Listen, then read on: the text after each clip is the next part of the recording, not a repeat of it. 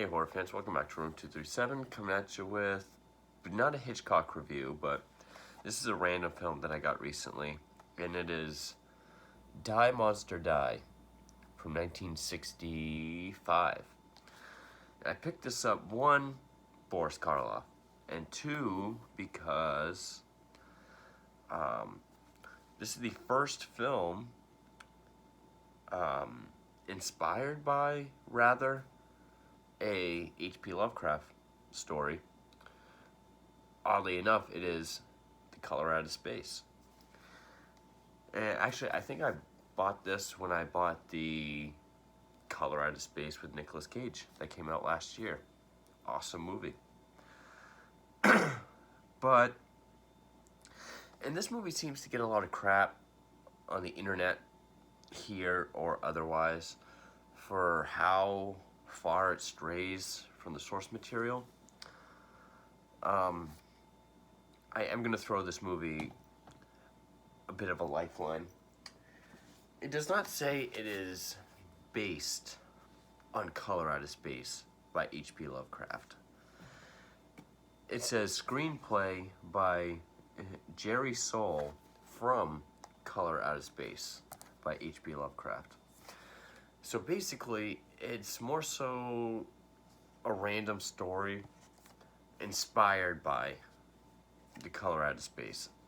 I wouldn't call this a straightforward adaptation. I don't really think that's fair. Although it is, I still got just that cough. It's right there. I can't get rid of it. Although it is directed by Daniel Haller, who I think 5 years later he would direct The Dunwich Horror, which is an adaptation of H.P. Lovecraft. But this one, I wouldn't really say it's a real adaptation.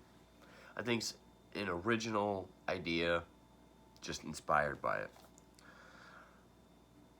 But it does take sort of the main chunk of the story, which is that there is a meteorite that crash lands near this family's home, and that the radiation is affecting everyone and everything around it. Yeah, this guy played by Nick Adams, who travels to Arkham, which is in England for whatever reason in this film, because his fiancée, Susan Farmer, that's where her family lives, and her father is played by a very old Boris Karloff. And then that's where Nick Adams sees all the weirdness that's going on. You know, he shows up at Arkham and no one will talk to him, no one wants to deal with him, no one will help him get to the mansion that he's trying to get to.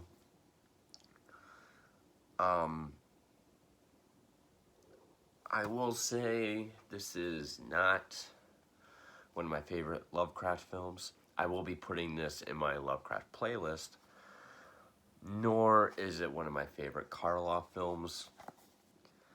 I did find it kind of hard to get into. I don't really know if I'll call this video a rant. Just that there's some parts that just move at a glacial pace. You'll get long shots of Karloff. He's in a wheelchair, which I heard at this time Karloff was actually in a wheelchair by this point, because this was 4 years before he would ultimately pass away. So he was 77 at the time of this film.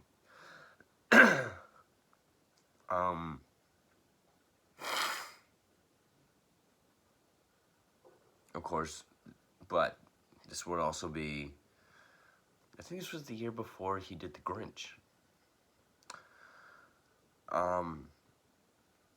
But I could have swore, because there is a scene where you do see him walking. I don't know if that was a stunt double. I don't know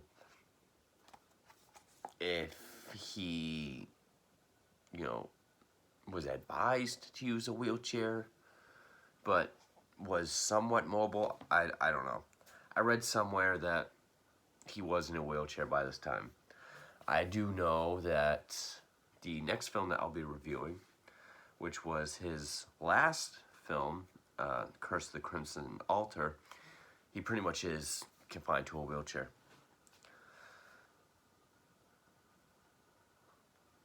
Um,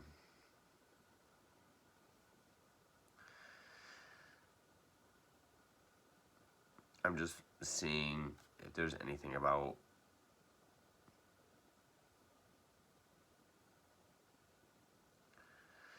I don't see anything about having to use a wheelchair, but yeah, even on Wikipedia, it does say based on The Color Out of Space, but I mean, it's even, and I do know adaptations will also give credit to a screenplay writer because they need one and they have to legally. But it even says, you know, as if it's the same credit, Jerry Soule from Color Out of Space, H.P. Lovecraft. Um, this movie, because it was also released by American International Pictures, which is the company that put out a lot of Roger Corman films. He put out all of Roger Corman's Edgar Allan Poe films. That's what this feels like. And, I mean, The Haunted Palace is part of the Poe cycle because Haunted Palace is a Poe title, but it's based on a Lovecraft story.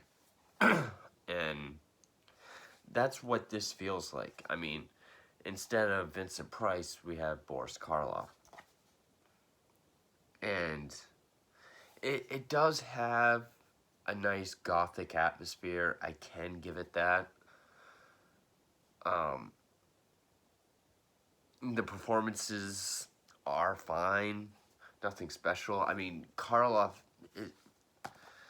same thing with Vincent Price. Same thing with Peter Cushing and Christopher Lee. Even up until the end, they're still treating their characters like their career depends on it. That's just the class of actors that those men were. So Karloff is still a joy to watch. I don't quite remember what this scene was, but and yeah, they start to notice, or he starts to notice a bunch of weird oddities around the mansion. They hear this horrific wailing and howling sound, which apparently is the sound coming from the meteor. Um, you know, was it Karloff's wife? Was it the fiance's mother that was the lady upstairs? Because, of course, Karloff is the villain of the film who uses the radiation to mutate plants and animal life. They're trying to make a bunch of weird shit. Which, it is kind of hard to see some of the stuff because the movie is kind of dark. But yeah, they all do more or less look like that thing. um,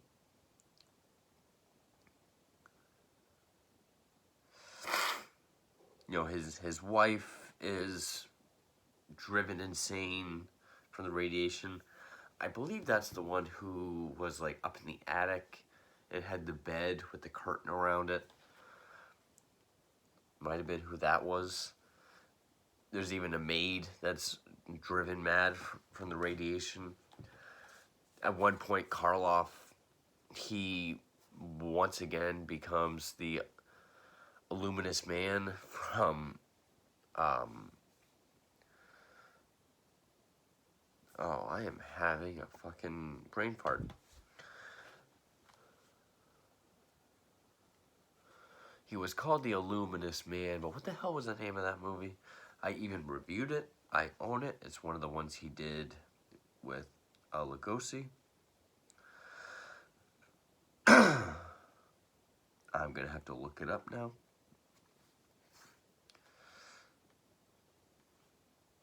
But anyway, yeah. At the end of the film, Karloff does something, and it literally looks like they're using like face contouring tinfoil, and he's like glowing green.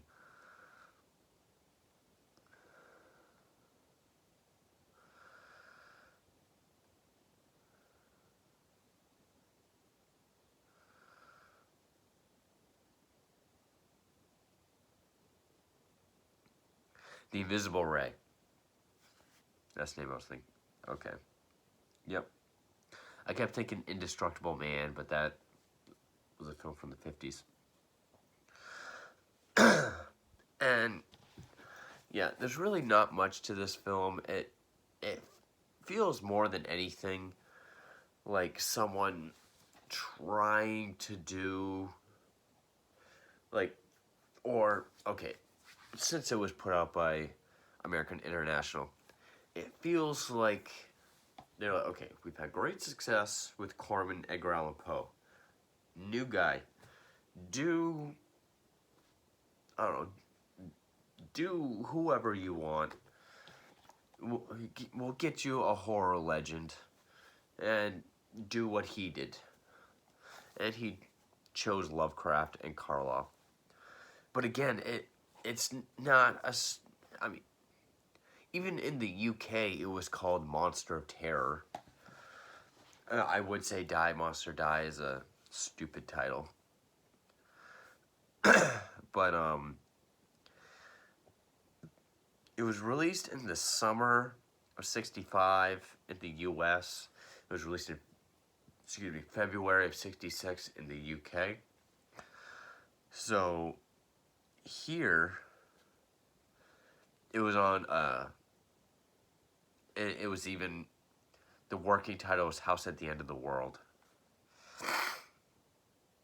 And it was released on a double bill with Mario Bava's Planet of the Vampires.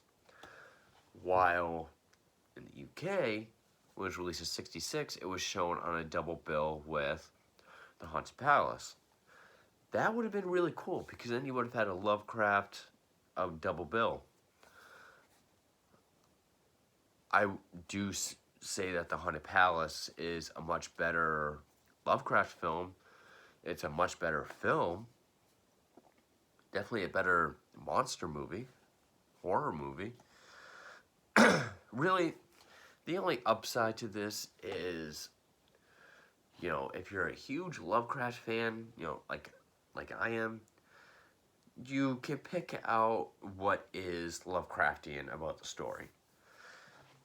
It if you know, okay, I'll agree with Kevin Thomas of Los Angeles Times, stylish piece of gothic horror. Yeah, some parts are stylish, and it does have great gothic atmosphere. I can give it that.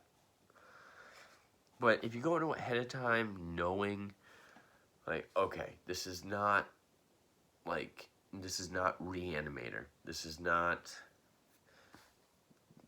Nicolas Cage Color Out of Space. Not just in quality, but also just how much of the source material that is more so just inspired by it.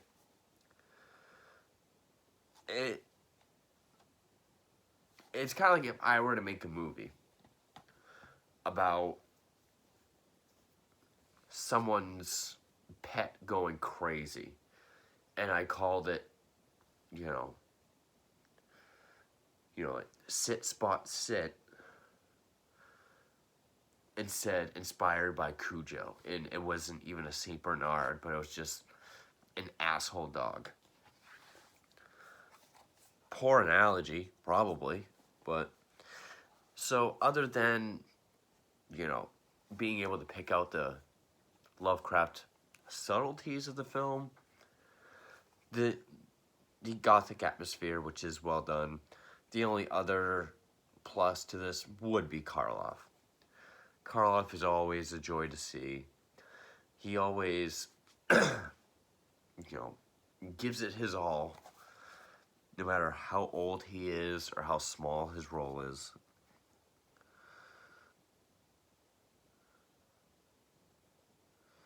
It even says the film's screenplay is based on. So yeah, it's definitely not a straightforward adaptation.